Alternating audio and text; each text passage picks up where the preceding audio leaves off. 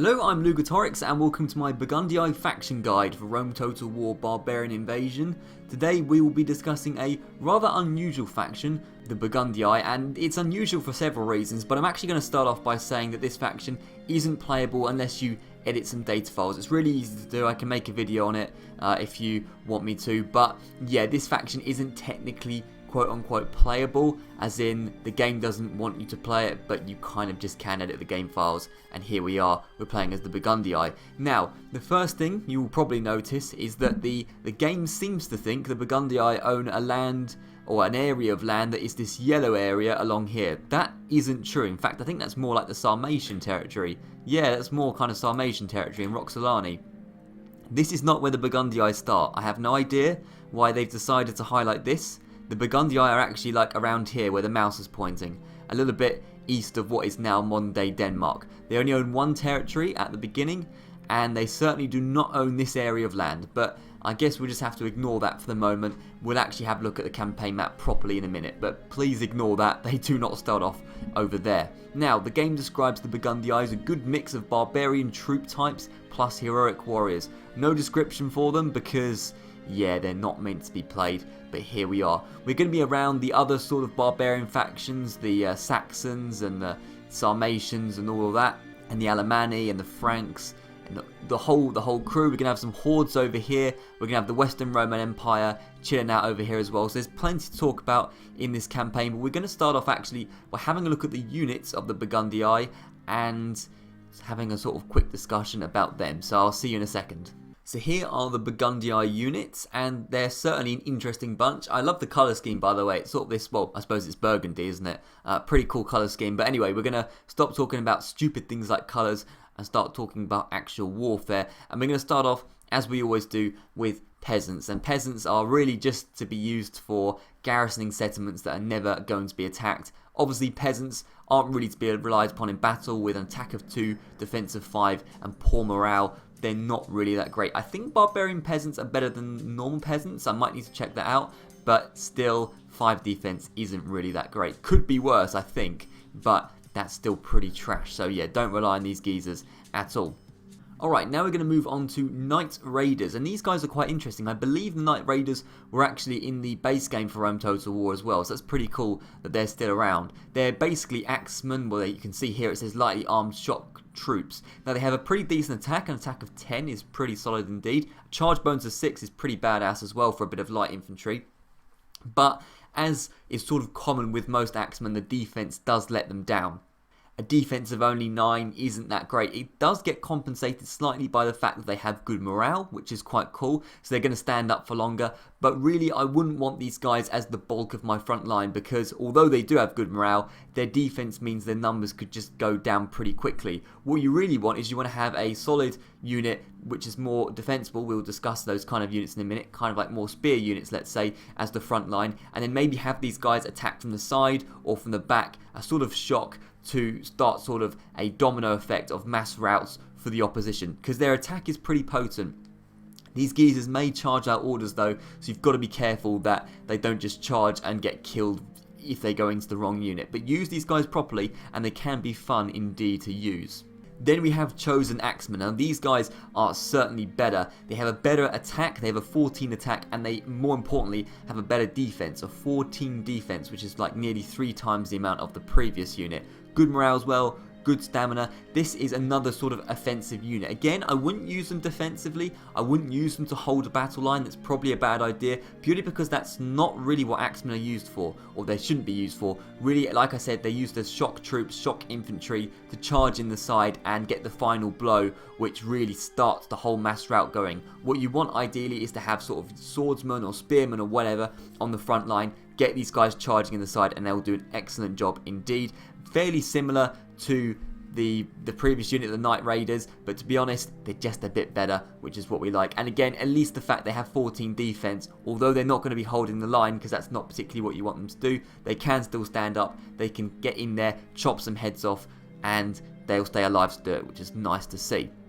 Then we have Golden Band. Now, these guys, I believe, are like really quite expensive, so you've got to take that into consideration. They do look good on paper, though, I will admit. 16 attack, 16 defense, excellent morale. is amazing. I mean, excellent morale is really quite good indeed. You know, they're going to stand up for a super long time, even more than the normal axemen that we've just had a look at. But I believe the price difference between the Golden Band and the Chosen Axeman is so great that honestly, although these guys are probably slightly better than the Chosen Axeman, not for the amount of extra money you have to pay. So unless you're rolling in cash, which you're unlikely to be rolling in cash if you're a Barbarian faction, particularly in the early game, I would probably go for the Chosen Axeman before the Golden Band, purely because of the price difference. But these guys are still pretty badass. They're holding what was like 2 axes. They're pretty cool, and they're heroic warriors like they said. So you know what, they can certainly do a job. Just they're getting paid a little bit too much, okay lads? You want to fight for your country, not for the money. That's my advice anyway.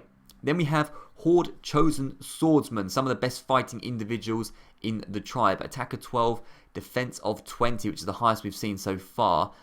Good morale, and this is a good thing about some of the Barbarian factions, particularly the sort of more infantry-based ones like the Burgundii. They do tend to have good morale. They do tend to be very hardy men that can do a lot of damage and stand up to a lot as well. And these guys are well armoured as well. You can see they're looking a little bit more professional than the other guys, which is cool. It means they're going to stand up to missiles better and all of that. Now we move on to a very interesting unit, Lombard Berserkers. Now, these guys are, well, let's just read it quickly. Dangerous men indeed. The repeated stress of battle, strong drink, or the potent drugged brews of witchery, all three make them into fearless, slavering beasts with swords. I mean, that's got to be one of the best descriptions I've ever read while doing these faction guides. 14 attack, 9 defense, charge bonus of 7. Now, on the surface, that doesn't seem particularly amazing, and also they're less men than usual. It's only 32 men in a unit as opposed to sort of the high 80s, or sorry, low 80s that you can see on the other troops. But these guys certainly do have a good advantage if you use them properly. Now, first of all, they have excellent morale, which is pretty cool, so they're going to stand up to a decent amount despite only having 9 defense. But I want you to specifically look at the second sort of attribute they've got, and that's can go berserk. So if you remember, you know, berserkers from Rome Total War, the base game, I think Germania had them. They were pretty badass, and these guys are pretty badass as well. When they go berserk, they go absolutely mental. Their stats are like increased, and they can just slice through everyone. They can really improve the morale of, you know, the troops around them, and really significantly reduce the morale of the troops on the other side of the field as well. And the war cry improves the attack as well. Just all these things boost morale massively. They have 2 hit points, so essentially they have to be killed like twice, you know, for them to actually get knocked down, which is pretty badass as well. So we were talking earlier about shock troops that can turn the tide of a battle by a big charge in the side or the back, and Lombard Berserkers are a very good example of that, because once they go, you know, into the sort of heat of battle, they'll just be absolutely crazy and they'll do their own thing, but they'll also get a lot of kills in the process. I wouldn't leave these guys unsupported. Make sure you have lots of troops around them. You don't want them to get isolated, because then they're going to become very undisciplined and things could get out of hand. They could get surrounded, and then you're going to just completely waste these guys. But pretty cool indeed. I do like these guys. You've just got to use them properly. Then we have Spear Warband, raised from among the young and low status men of the tribe. So, 6 attack, 11 defense, but they can form a skiltron, which is something you see more commonly in Medieval too. It's sort of like a defensively wall formation, which is pretty cool.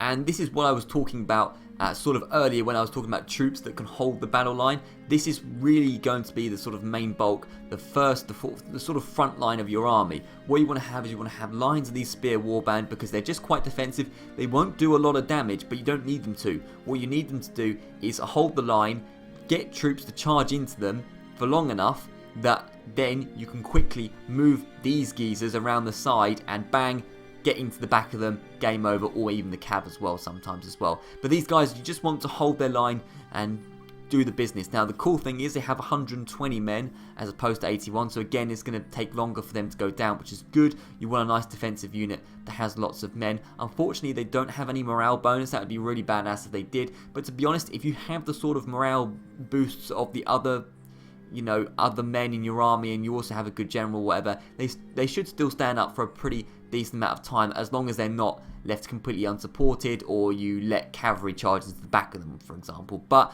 this is going to be the main bulk of your army. It's going to be an important aspect of getting troops into your front line prepared so that they can be charged into by much better axemen. Then we're going to move on to the missile troops, and we're going to start off with Horde Hunters. light bowmen who can also, in a crisis, fight hand-in-hand combat. Now, they say that, but attack of 5, defense of 7 isn't amazing, but yeah, they can, you know, that's pretty decent for missile troops. It means they're not going to get completely decimated if they have to, but really, if you're fighting hand-in-hand combat with your archers, you're probably losing the battle anyway. A missile attack of 5 isn't particularly amazing either. Honestly, that's nothing particularly special, but they do have some bonuses versus elephants, you know, but you're not going to see many elephants up in the north where we are. So an alright unit, but they're also vulnerable to missiles. I don't know. I'm not particularly a big fan of these guys. I suppose they're alright. How about we have some Lombard archers instead? Now this is a unit I like because first of all they have this sort of same decent melee stats 5 and 8. That's pretty decent indeed. Missile attack of 8 is pretty solid as well. You know, the Barbarian factions, these kind of factions don't tend to have lots in terms of missile troops, so you know, you have to sort of take what you can get. But the thing I like particularly about these guys is long-range missiles. I'm a big fan of long-range missiles. If you've watched the channel for a while, you know that I like my Cretan archers on Rome Total War because they have a super long range to them, and it means you can just start getting hits on your enemy from way out, and they can't really do anything about it in return. So long-range missiles is very, very important. Put them on top of a hill, put them on top of a wall, and they can just fire into infinity and beyond. So yeah, pretty cool guys indeed. Lombard archers are sort of I would say a really good archer unit considering that, you know, this is a barbarian faction.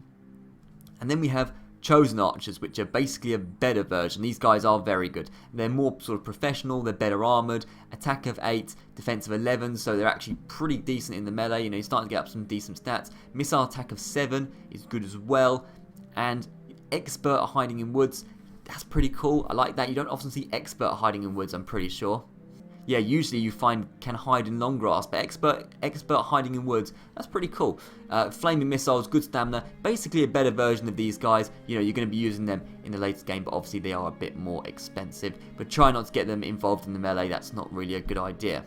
Now we get on to the dogs, the warhounds. Now, I don't really have a lot to say about warhounds. I've never really tended to use them much in Rome Total War games, but I suppose they can be pretty good for sort of turning the tide of a battle because they can frighten, you know, nearby units, as it says, and morale has been a huge factor in Rome Total War for a long time. So, you know, anything that can sort of turn the tide of a battle is good, but I feel like you've got so many other scary units that warhounds aren't really that important. They're not going to do a huge amount of damage. They get killed pretty easily, so you know, maybe in certain circumstances they could be useful, but in general, I'm not a huge fan. I'd rather just have regular cavalry. And talking of regular cavalry, here we go, Barbarian cavalry. And to be honest, not too bad. This is light cavalry, so you're not going to have amazing stats. But 7 attack, 7 defense it's okay. It's pretty solid. Really, the use for light cavalry is for either flanking troops. If you want to quickly get some cav around the side, you quickly need some cav on the flanks to maybe charge or chase down units, then you certainly want to have light cavalry. Or they're also very useful at the end of a battle where, you know, you have lots of routing units and you need some cav quickly to catch up to them. The Barbarian cavalry will do a good job, but obviously if you're in a sort of long protracted fight where it's going to be taking ages, then these guys aren't going to stand up for too long. That's not particularly what you want them for. You want heavy cavalry or really better infantry in that situation.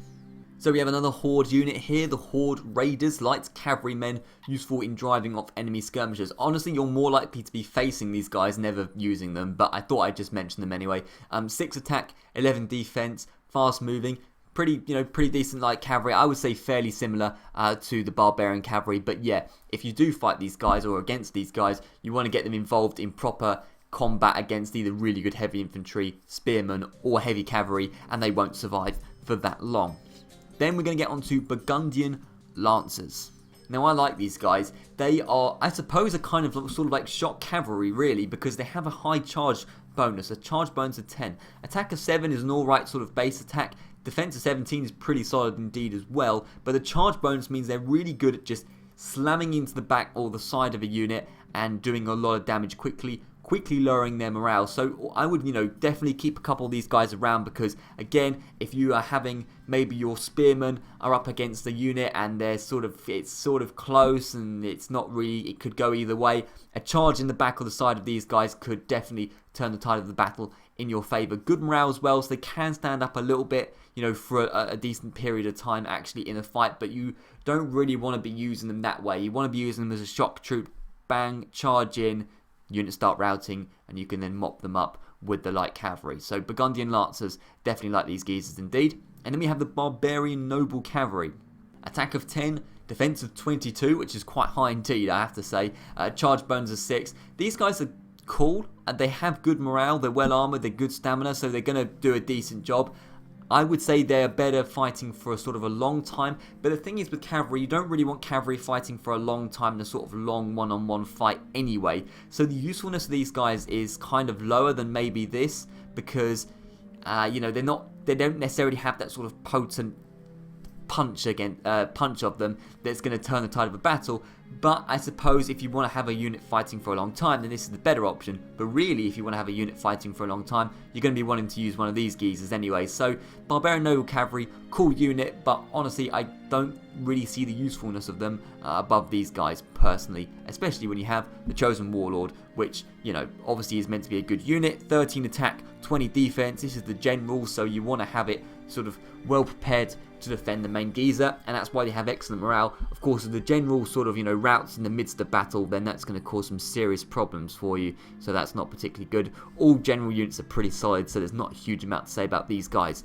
But there we go. This is the Burgundian roster. I've talked about onagers before in previous faction guides. I think the first one I talked about it in was the Eastern Roman Empire faction guide, if you want to hear me talk about them. But yeah, this is the roster, and I quite like the Burgundii actually. I think they're a pretty cool faction. So now we're going to get on to some campaign strategy on the campaign map. I'll see you in a minute.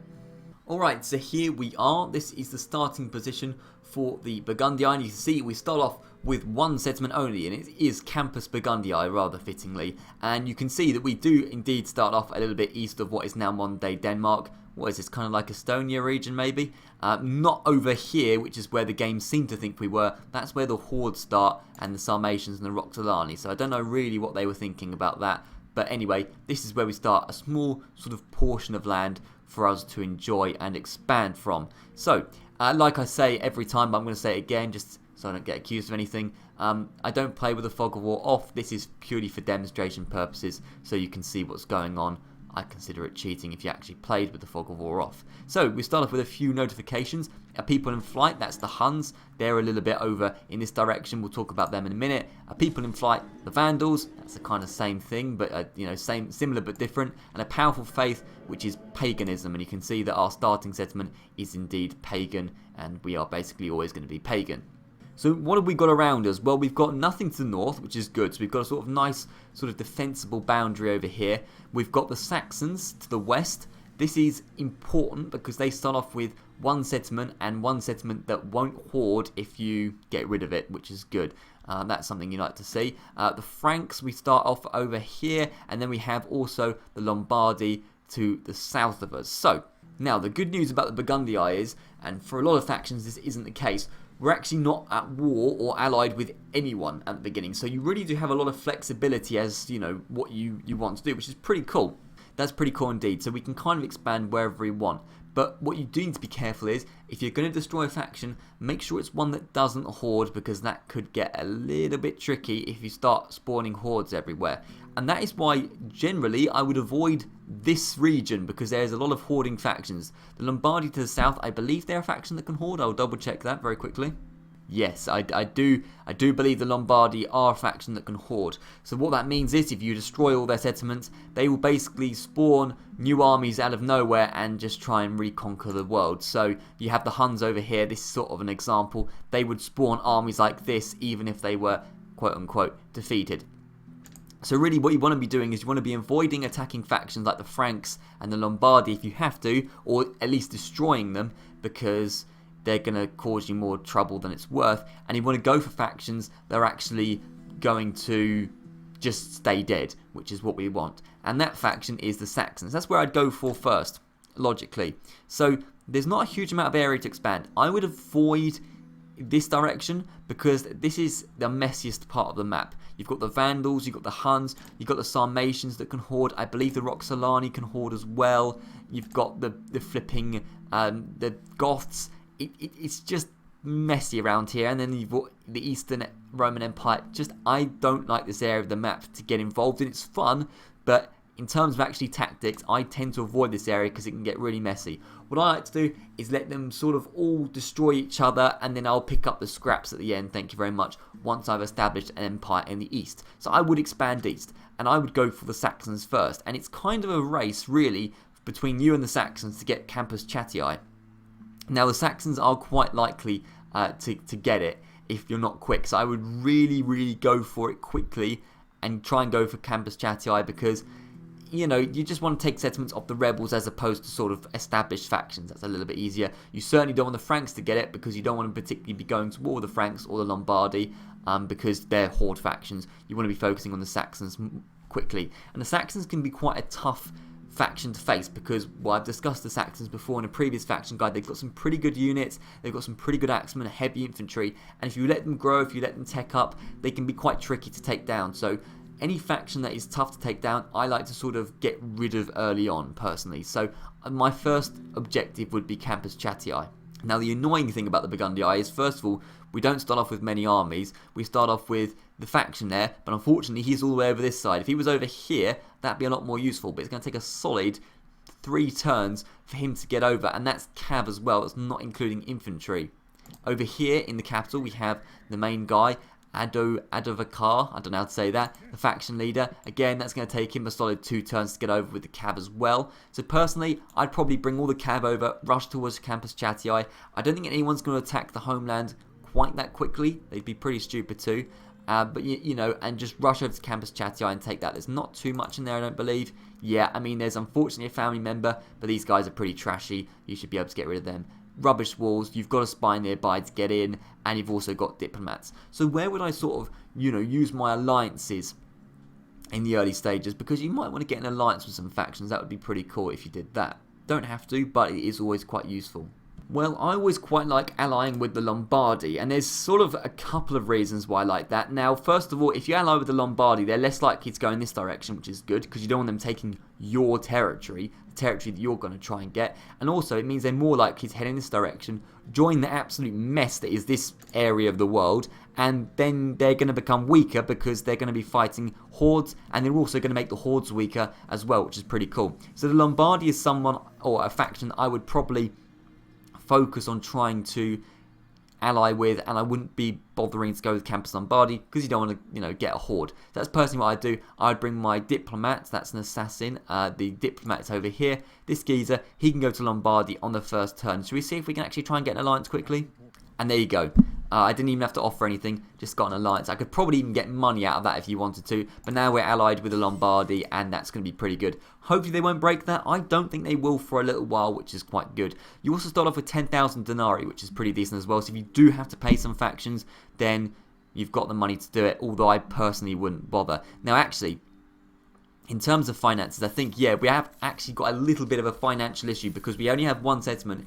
It's pretty trash. There's not a lot of sort of trade or, you know, anything like that going on. We do have a mine, which is pretty cool, but we have quite a big army for the amount of settlements we have, and we're not really making a lot of money. So you do maybe want to not necessarily cut the expenditure, but start getting the income going through farms, through trade, and through mines and that kind of thing. Get your money up quickly.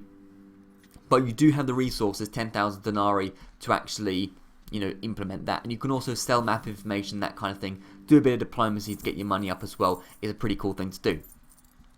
Anyway, back to the Saxons real quick. Once you've dealt with Campus Chatii, hopefully getting there before the Saxons do. If the Saxons do get there before you, it's honestly not the end of the world, because they will likely be weakened. If they do take the rebel settlement first, they'll likely be weakened because they're not going to take it without 0 losses.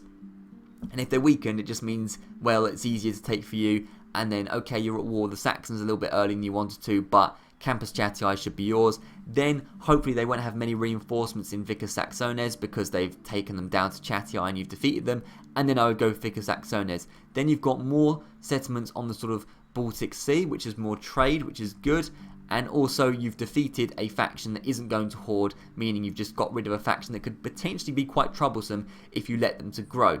Then it's interesting, you really have a lot of sort of freedom from this point, but personally I would then start heading over in this direction, try and form a sort of nice sort of rectangular empire like that, avoiding the Franks, avoiding the Lombardy, and I would go for settlements like Campus Frisiae, which should be rebel at that point. The Western Roman Empire, and we discussed this recently in my Western Roman Empire faction guide, starts off in a terrible position with public order issues, religion issues, money issues, and they're likely going to be losing these settlements anyway, whether it's to the rebels or just the fact that they're not going to be able to defend them properly, meaning you can actually get some quite big settlements like Colonia Agrippina and Augusta Treverorum with relative ease, because the Western Roman Empire is going to be crumbling regardless of what anyone else does to them, and bear in mind the Franks and the Alemanni could be doing some bits to them as well. So I would say at that point really just start focusing on getting an empire sort of around this region, but blitz, really go for it and blitz. There isn't really, when you start off with one settlement and you have factions that start off with over 20 like the Western Roman Empire, there's no time to be sitting around and thinking, okay, well, we'll just take our time and let the hordes get to us and then we'll die. You need to get sort of blitzing quickly, get these rubbish rebel settlements, and then build up enough money and resources that you can start taking the better ones off the weaker factions like the Western Roman Empire. You can take advantage of their weaknesses, which is good. And then you kind of own a decent area of land. You own 1, 2, 3, 4, 5 settlements, which is quite nice. And then, really, the world is your oyster. Personally, I would go expanding east and just continue expanding east into Western Roman Empire territory, because just taking advantage of their weaknesses. But you could go south, you could try and strike for Italy, maybe if you're feeling confident, but just be wary, you don't want to particularly destroy the Franks unless you have to. The only advice, I would just personally wouldn't go in this direction until the end, because it's just an absolute mess, and I would just focus on the sort of more, the bigger empire, but actually one of the weaker ones in terms of the fact that they're a bit of a liability to themselves. But yeah, that's my sort of general advice. I think I've talked for long enough now. Basically, go for Chatti quickly, get rid of the Saxons, blitz east, and then I would focus on the Western Roman... When I say east, I mean west, I'm an idiot.